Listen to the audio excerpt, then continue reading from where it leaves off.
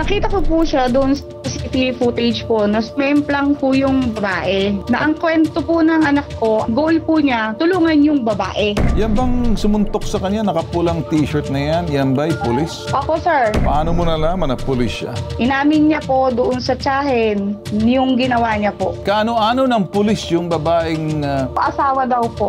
Makinig ka, Mark, ha? Huwag mo akong pinagluloko, baka tadyakan ko lalamunan mo rin yan. Wala akong pakialam kung pulis ka. Asawa daw yan ng pulis na sinulungan ng binata. Ipinatatayo niya, sinuntok, tinulak agad. Pumunot pa ng baril. Inuna pang suntukin habang ang kanyang misis hindi pa pinapatayo. Wala kang pahalaga sa pagiging babae ng misis mo. Sa halip na patayuin mo, dinaanan mo na, nilaktawan mo lang. Hindi mo man lang tiningnan kung okay ba, sweetheart, okay ka ba? Hindi! Kung aksidente ho, kuminsan, the first thing you do is to say, are you okay? Kahit na hindi mo kasalanan, talagang titingnan mo yung welfare. Ngayon, kung misis ka, may pahalaga ba sa iyo ang mister mo? Gusto mo mag-explain, pero hindi ka sumasagot. Huwag nyo kaming pinagluloko, paguntugin kong ulo ninyong pareho kayo. Florence, magandang hapon sa iyo, ma'am. Good afternoon po, sir. Kumusta ho ang lagay ho ng inyong anak na nakita ho namin sa video? Grabe ho nangyaring pangbubugbog at ang kantang kanang tae nga ate, muntik mapigtas. Ano bang kwento rito? Parang nangyari, wala naman siyang ginawa. Nakita ko po siya doon sa CCTV footage po na sumemplang po yung babae na nakamotor. Na ang kwento po ng anak ko, ang goal po niya, tulungan yung babae na nadisgrasya po. Yun din ba ang sinasabi ng mga kasama ni si Renzo po, yung anak ko po. Okay. Ganun din po yung sinabi po nung mga kasama po niya. Alright. So, nandoon siya. Tutulong pa siyang ipatayuan motor tapos tinulak siya ng nakapula. At pagkatapos binunutan ng baril, inawat na. Po. Ano ba talaga nangyari dun sa babae na yun? May kinalaman ba si Renzo dyan? Pagsemplang ng motor na... Kaya po, nakamotor po siya tapos sumemplang po siya doon sa... Parang sumadsad. Sa gilid po nung... Opo. Yan. Tapos tumulong pang anak mo tsaka ibang mga kabarkada niya na parang dumating yung polis, nakapula, tinatayo niya yung motor, sinuntok siya ngayon. Boom, tilapon siya. Kukunan naman, inaawat ng kaibigan niya. Sino yung nag-aawat kaibigan niya? Yung... Opo, yung po yung isang lalaki po. Tinawat po siya kasi binunutan na po ng baril, tinutukan po sila ng baril. Yan bang sumuntok sa kanya, nakapulang t-shirt na yan? Yan ba'y pulis? Opo, sir. Paano mo nalaman na pulis siya? Ano po, nung nagpa-blatter po ako sa barangay, sinabi ko po yung pangyayari po. Kasama ko po yung isang witness po na naging kaibigan po ng anak ko nung kasama dun sa insidente na yun.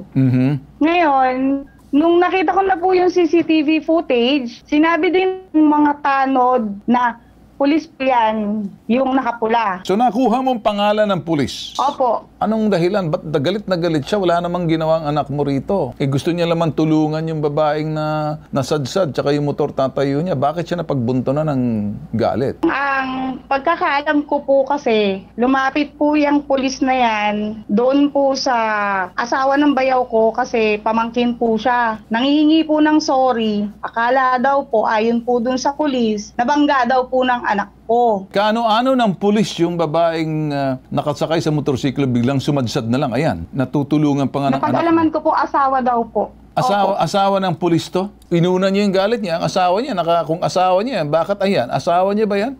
Natapos nandyan, nakaupo, hindi niya lang pinatayo, asawa niya. So anong paliwanag nila ngayon doon sa station at sa barangay? Anong sinabi ng barangay ng pinablatter mo? Dumiretso po kami sa Ermita, Manila po para po ipablatter po yung nangyari sa anak ko. Kasama ko po yung isang witness ko. Ang sabi po sa akin doon, hindi daw po ako pwedeng magpa-blatter. Dapat daw po yung anak ko na po kasi 18 na daw po. Sabi ko nga po, nasa traumatic stage pa po yung anak ko dahil dun sa insidenteng nangyari. Sino may sabing hindi ka pwede magpa-blatter?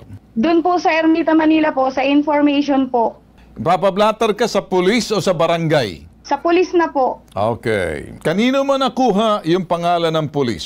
Sa barangay o sa police station? Wala po parehas. Bakit mo sinasabing si Corporal Mark Medida ito, kung wala naman pala nagbigay sa'yo? Hipag po ng asawa ko yung tiyahin po ng pulis, sir. Inamin niya po doon sa tiyahin yung ginawa niya po. Kaya ko po nalaman yung tunay niya pong pangalan. Parang sinabi sa'yo ng tita nitong pulis na umamin daw tong pulis na siya yung nanggulpi doon sa anak mo. Tama? Opo, sir.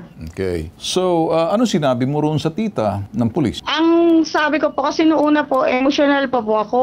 Ngayon, ang sabi ko sa kanya, bakit sa inyo? Bakit hindi siya sumuko sa pulis, sa alagad ng batas? Para aminin kung ano yung ginawa niya kasalanan sa anak ko po. Kasi gusto rin namin siya makausap na bakit niya ginawa, sir? Kasi hindi naman simpleng sapak lang yung ginawa niya sa anak ko eh. Nandyan bang anak mo ngayon? Apo, sir, katabi ko po. Maganda siguro kausapin ko ng anak mo. Hindi? Oh, Renzo, magandang hapon sa iyo, Renzo. Ano? Magandang hapon po. Oh, Renzo, okay ka na ba? O medyo masakit pa ba yung tainga mo na mutik na ata magbigtas? Natahi na ba yan? Apo, natayo na po. Okay, Kakatanggal lang po nung diet. So, ano ba nangyari talaga? Yung bang nakita natin sa video, may kinalaman ka kung bakit sumadsad yung motor ng babaeng? Ang layo po sa akin ng motor, sir. Ano ba nangyari? Kwento mo nga sa akin. Nakita ko nga parang tumulong ka pa eh. Ano po yan kasi pauwi na rin po kami yan kasi tapos na po kami uminom po kami. Tapos bigla nakainom din po ata yung babae kaya sumemplang din po. Yung babae nakainom. Hindi ba yung babae na asawa raw ng pulis? Totoo ba? Oo nga po, asawa nga. Sino may sabi? Makaibigan Ito sa mo? tito ko. Alright, pumasok ka sa loob. Ano ba yung pinasukan mo sa loob kanina yung parang nakita ko? Umalis ka na sa lugar. Bar po, yung tumakbo ako sa loob. Okay, nasa loob ka na. Anong nangyari? Pagpasok ko po, no, tapos sumunod na lang din po yung pulis. Doon na po ako inampas ng baril nun, tapos nawalan na po ako ng malay nun eh. Sabi po nung kasama ko, nung wala na daw po ako malay, nakaiga na ako, pinagpadyaan pa daw po ako. Kilala mo ba tong pulis na to? Hindi. Hindi po eh. Anong nangyari sa tenga mo? Nilaslas niya ba? Or piningot-pingot ka? O anong nangyari? Bakit parang mukhang... Hindi ko na din po alam. Sa hospital ko na po kasi ito nalaman na nasira na din po eh. Basta wala kang kinalaman doon sa babaeng sumadsad. Apo. Hindi ba na parang humarang-harang ka sa Hindi kaya? Basta dumating na lang? Hindi po. Ang layo po kasi nung pinagsemplangan niya sa akin po. Nag-slide po kasi yung yung motor niya. Kung ikaw nga to Mark Hamad Medida, makinig ka. Hindi trabaho ng pulis na nakasibilyan na magdala ng baril, okay lang yan. Pero pag ginunot mo ang baril sa taong wala namang ginawa at bubunutan mo, hindi ka naka-uniforme, ibang usapan na yan, grave threat na yan. Physical injury sa nangyari. Pambubugbog na wala akong makitang dahilan. Talinya ng telepono si Major.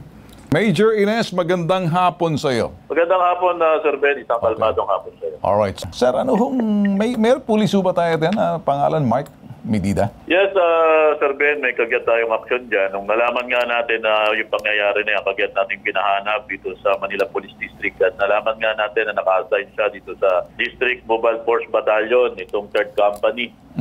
At nung nalaman nga natin na meron tong reklamo at nakita rin natin yung CCTV, meron tayong action agad dyan. Tinawag ito ng kanyang Force Commander ni Colonel Julius Anuevo at pinarelieve na ron sa kanyang pwesto. Ginawa din natin dyan, Sir Ben, para hindi naman sabi nga, makasagabal dito kung sakal magkakaroon tayo ng formal charge sa kanya. Pinakuha na rin natin yung baril at kagyat na rin siya dito ni-restrict sa aming kampo. Sir, dalawang bagay lang, kasi ang magulang ho kasi ng binata, ganun din yung binata. Sa nakita ho kasi, sa kaso ho dyan, nagfo-fall ho doon sa sinasabing physical injury and grave threat. Doon sa panunutok na rin, grabe ho to. Tapos nawala ng malay, pinagbubugbog, natauhan na lang sir, dinala siya sa ospital. At may mga naka-witness ho. Ito ba'y masasampahan ho niyo ng kasong criminal case? Administratibo at the same time? Yes, Sir Ben, makakaasa kayo na asistihan natin itong ating complainant tungkol dito. Sa bagay na administratibo, Sir Ben, pwede po siyang pumunta sa amin dito. At ako po mismo personal na mag-a-assist dito sa mga biktima o dito sa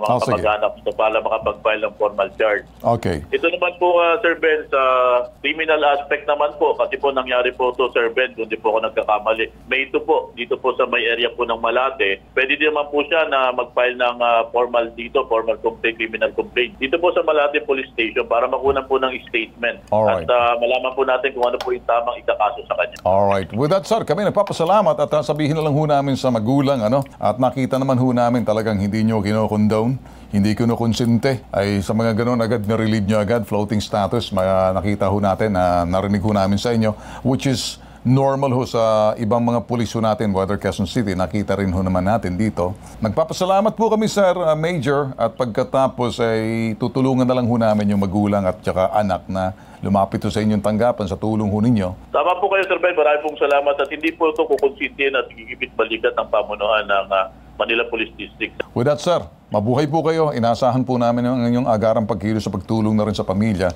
Maraming salamat po sa inyo, sir. Si Florence, nandiyan ka pa ba? Hello po.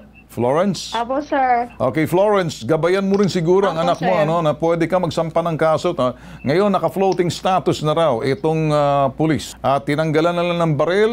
Pwede siyang sampa ng kasong kriminal at pwede siyang masampa ng kasong administratibo, matatanggal. Kung gusto mo ng tulong namin, matutulungan ka namin dito. Pero sa parting to, tutulong na mismo si Major, yung kausap natin kanina. Hindi ka makapagsampa ng kaso. Kung gusto mo ng tulong ng bitag, tutulungan ka namin. Marami pong salamat.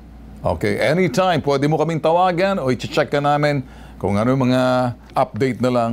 Huwag ka mahiya kung kinakailangan mo ng tulong namin, okay? Thank you po, Sir Ben. Walang anuman. Eto ho, ang nag-iisang pambansang sumbungan. Kami ho'y nag-iimbestiga. Kinukuhanan ho namin ng panig. At dito ho, umaaksyon din kami. Dahil ang nag-iisang pambansang sumbungan, eto ho, ang nag-iisang pambansang sumbungan. Hashtag, ipabitag mo.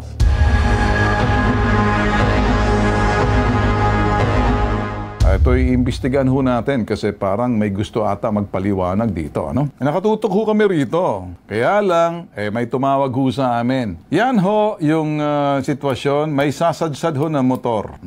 Asawa daw yan ng pulis na sinulungan ng binata, yung yan ho yung biktima. Dumating yung pulis na nakapula. Ipinatatayo niya, sinuntok, tinulak agad. Note yan ha, tingnan nyo.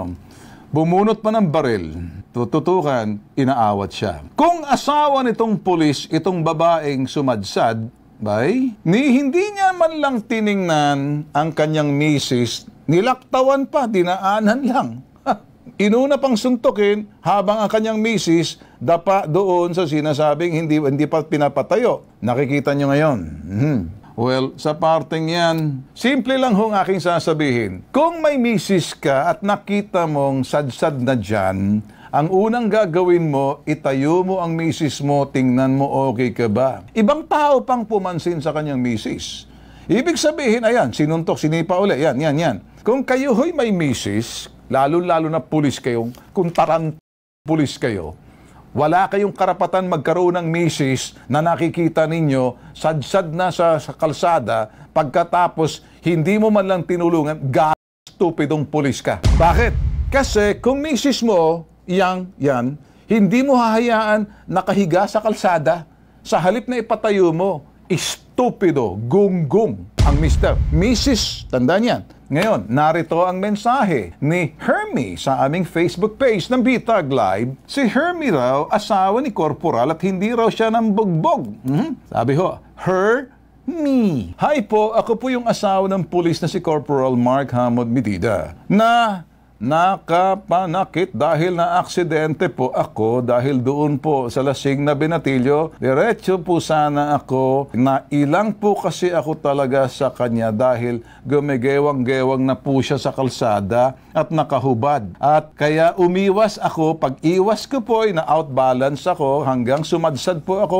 Gusto lang po namin linawin kung bakit ganon po galit ang asawa ko. At dahil bugso ng damdamin, nadadisgrasya ko dahil sa kanya una pa lang nakita niya po CCTV, una pa lang po asawa ko po dapat makabangga sa kanya. Nakinig ka sa akin kung Hermie, kung talagang tunay na misis ka. Kung mahal ka at misis ka talaga ng pulis na tong si lukulukong pulis na to, na ayaw daw ata humarap sa amin, itong si Mark Medida. Makinig ka, Mark, ha? Huwag mo akong pinagluloko, baka tadyakan kung lalamunan mo rin yan. Wala akong pakialam kung pulis ka. Kung talagang misis mo yan, wala kang pahalaga sa pagiging babae ng misis mo. Estupidong gawain yung misis mo na sadsad. Sa halip na patayuin mo, dinaanan mo, nilaktawan mo lang. Hindi mo man lang tiningnan kung okay ba ikaw, misis, sweetheart, okay ka ba? Hindi. Itong misis niyang, hindi man lang, sweetheart, patayuin mo ako, rin. Bakit? Kung ikay misis at talagang mahal ka ng mister mong ugok, hindi ka papabayaan na nakahiga sa kalsada dyan. Hindi ka man lang inasikaso. Hanggang sa huling sandali, dinala itong si misis sa taxi na parang baboy para dalhin sa ospital, wala si mister. Ngayon, kung misis ka, may pahalaga ba sa iyo ang mister mo? Gusto mo mag-explain, pero hindi ka sumasagot. Nang alam mo ngayon, pina-explain ka. Huwag nyo kaming pinagluloko, paguntugin kong ulo ninyong pareho kayo. You are made much in heaven, kaya luko-luko. Ay, ikaw naman, Mark Medida, alam ko, baka maipot kasi yung lawlaw at butas-butas na karusunsilyo pag nakita mo ako. Huwag ka magluluko-luko sa akin, iba ako. Wala akong pakialam kung pulis ka pag may ginawa ka na kaayos, Marioset. Maayos ka nga. Para sa akin, simple lang. Si Mrs. gusto magpaliwanag, hindi naman siya makapagpaliwanag. Kung aksidente ho, kuminsan, the first thing you do is to say, are you okay? Kahit na hindi mo kasalanan, talagang titingnan mo yung welfare dito sa parting to, hindi. Mrs. mo, parang walang pakialam. Habang nakahiga lang ang Mrs. sa lansangan. Nakakahiya ho yan eh. Kay army ka, kay civilian ka, kay police ka, pag ang Mrs. mo na sad-sad na dyan, the first thing you do, make sure Mrs. mo, the safety of Mrs. mo. Kung nasasaktan, dalhin na sa ospital. Hindi. Pinagbubugbog eh. Halos mapigtas ang tenga. Kaya gusto daw magpaliwanag ng misis, hindi namang tinatawag, hindi na sumasagot. Ano to para sa update? O, sige, magbibigay si update si PIO natin, si Major Philip Ines. Magandang hapon sa iyo, Major. Sir Ben, isang kalmadong hapon sa iyo. Okay, sa akin lang, Major, kasi tumawag sa amin ng misis, gusto na magpaliwanag. Binibigyan namin ng pagkakataon para magpaliwanag. Hindi na kami sinasagot. Ay, yan na ho. Sir Ben, tama po kayo doon. Sabi ko nga kanina, kausap ko isang staff nyo. Tama din naman, makuha din naman yung side nila, kung ano yung paliwanag nila. Kasi sa atin naman, Sir Ben, nagbe-base lang tayo doon sa mga ebidensyang ipipresenta sa atin at pakita natin na CCTV. At kaya katulad nga nung nabanggit ko sa inyo, nagkaroon talaga agad tayo ng kagyat na aksyon at pinamanambili ng ating district director na pag may mga ganyan, nakita natin na may pagmamalabis ang ating mga kasamahan. Sabi nga, pag nakita natin na hindi na sila akma sa aming organisasyon, malaki ang pintuan palabas. Klaro ho yan, sir. Nasabi nyo kahapon sa amin. Wala ho kaming issue sa hakbang na ginawa ho ninyo. We're just trying to question the wife na gusto daw magpaliwanag pero binibigyan namin ng tinatawagan ho namin. Hindi naman ho kami pinapansin. Misis niya ho ba to o talaga nagmimisis-misisan lang? Nakausap ko rin yung polis natin. Tinanong ko rin po yun at nabanggit niya nga po na yun ang sabi niya, yun ay misis niya. Ngayon po, katulad po na nabanggit ng yung staff na sana nga kung makakapagbigay siya ng pahayag para maibigay din naman yung side nila. Yes, sir. Better po. We will give him a due process, the right to be heard, sir. Anyway, sir, kami nagpapasalamat dahil nakita ho namin ang hakbang ng district director at kayo ho sa bilang PIO. I can see na talagang nakita ko agad na kumilos agad ho kayo, hindi nyo na pinatagal. And you are now publicly, declaring na you don't condone it. Enough na ho sa amin yun dahil meron ho kayong mga protocol and procedure na sinusunod ho sa kapulusan. Nirespeto ho namin yan, sir. Maraming salamat po, Sir Ben, sa pagbibigay niyo ng pagkakataon na may bigay namin yung kagyat namin aksyon tungkol dito. Sabi nga natin, kami po yung PNP, yung pulis niyo po, pulis ng Pilipino. Protector po tayo ng inaapi at mga inosente. Well, sir.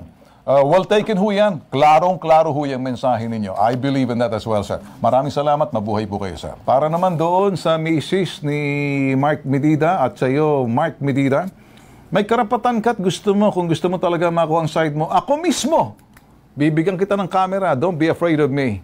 I will just talk to you. Kung gusto mo, paligiran ka pa ng 10 pulis. Sama mo misis mo kasi gusto kong tanong, misis mo ba talaga?